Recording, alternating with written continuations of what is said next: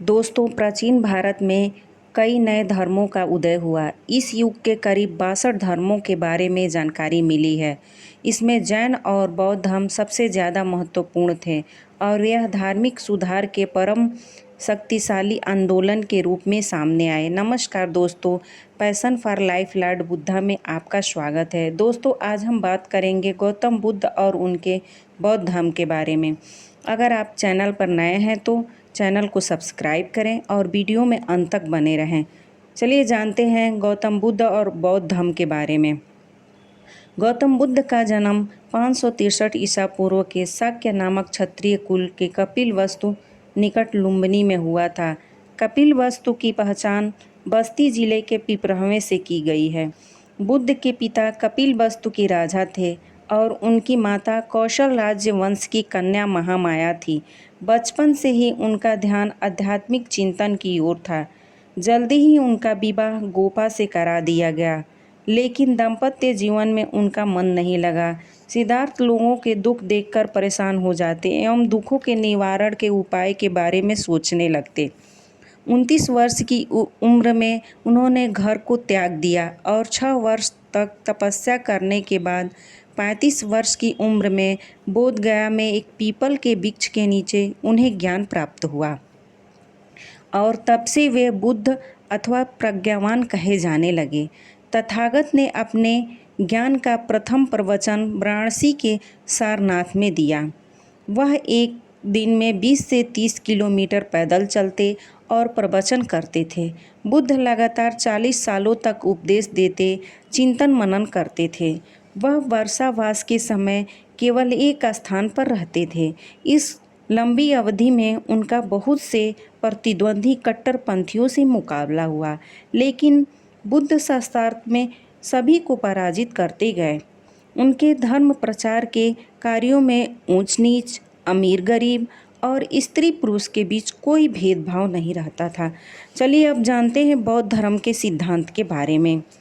दोस्तों, गौतम बुद्ध व्यवहारिक सुधारक थे। उन्होंने अपने समय की वास्तविकताओं को खुली आँखों से देखा और वे निरर्थक विवादों में नहीं उलझे जो उनके समय में आत्मा और परमात्मा की बात जोरों से चल रहे थे। उन्होंने अपने को सांसारिक समस्याओं में लगाया। उन्होंने कहा कि संसार दुखमय है और लोग केवल इच्छा लालसा के कारण दुख पाते हैं। यदि इच्छा पर विजय पाई जाए तो निर्वाण प्राप्त हो जाएगा, जिसका अर्थ है जन्म व मृत्यु के चक्र से मुक्ति मिल जाएगी। बुद्ध कहते हैं कि न अधिक विलास करना चाहिए, न अत्यधिक संयम। वे मध्यम मार्ग के प्रशंसक थे। गौतम बुद्ध ने अपने अनुयायियों के लिए 5 नियम बनाए। वे नियम: पहला, पराये धन का लोभ नहीं करना। दूसरा, हिंसा नहीं करना। तीसरा, नशे का सेवन न करना। चौथा, झूठ नहीं बोलना। व 5वां, दुराचार से दूर रहना। सामाजिक आचरण के ये नियम सामान्य रूप से सभी धर्मों में निर्धारित है। दोस्तों, बौद्ध धर्म ईश्वर और आत्मा को नहीं मानता है। इस बात को भारत के इतिहास में क्रांति कह सकते हैं। बौद्ध धर्म शुरू में दार्शनिक वाद विवादों के जंजाल में नहीं फंसा था, इसलिए यह सामान्य लोगों को पसंद आया।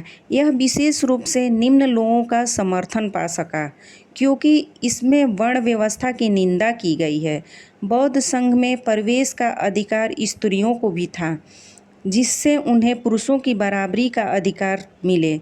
दूसरे धर्म के तुलना में बौद्ध धर्म अधिक उदार और अधिक जनतांत्रिक था। बुद्ध के वास्तविकत्व व धम्मा उपदेश करने की प्रणाली दोनों ही बौद्ध धर्म के प्रचार में सहायक थे।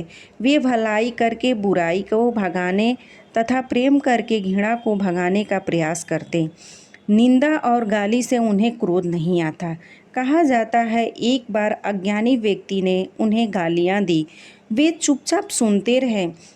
उस व्यक्ति का गाली देना बंद हुआ तो उन्होंने पूछा, वत्स, अगर कोई दान को स्वीकार ना करे तो उसका दान क्या होगा? विरोधी ने उत्तर दिया, वह देने वाले के पास ही रह जाएगा। तब बुद्ध ने कहा, वत्स, मैं तुम्हारी गालियां स्वीकार नहीं करता। बौद्ध भिक्षुओं के लिए एक शर्त थी कि उन्हें संघ के नियमों को निष्ठापूर्वक पालन करना होगा। बौद्ध संघ में शामिल होने के बाद इसके सदस्यों को धनहीनता और श्रद्धा का संकल्प लेना पड़ता था। इस धम्म के 3 प्रमुख अंग थे, बुद्ध, संघ व धम्म। संघ के तत्वावधान में सुसंगठित प्रचार की व्यवस्था होने से बुद्ध के जीवन काल में बौद्ध धर्म तेजी से प्रगति की। मगध, कौशल और कौशांबी के राजाओं ने, अनेक गणराज्यों व उनकी जनता ने बौद्ध धर्म को अपना लिया। बुद्ध के निर्वाण के 200 साल बाद प्रसिद्ध मौर्य शासक सम्राट अशोक ने बौद्ध धर्म ग्रहण किया। यह घटना युग परिवर्तक सिद्ध हुई।